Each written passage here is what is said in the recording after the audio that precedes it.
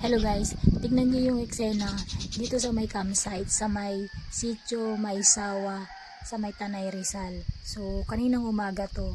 Ganyan yung itsura pagkagising namin sa campsite. Tingnan niyo naman, may kanya-kanya kaming mga tent. Kita niyo yung sea of clouds.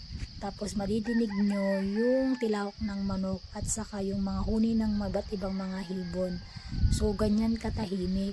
Pero alam niyo ba kagabi, dumanas kami ng matinding ulan kasi nga may bagyong Christine, pero okay lang naman kasi nakaka-thrill or nakaka-challenge yung mag-camping kapag maulan din, malamig kung sa malamig, tapos nagsisiksikan nga kami doon sa tent, pero okay lang din kasi madami talaga kami. So ganyan yung mga may experience mo talaga kapag ka magka-camping ka, so talaga dapat ready ka. O diba, tignan nyo naman yung view, worth it lahat. Ayan ang si Mister, so kakagising lang namin yan, yung mga oras na yan ay 5:30 AM, tapos ganyan yung view kaagad, napaka-relax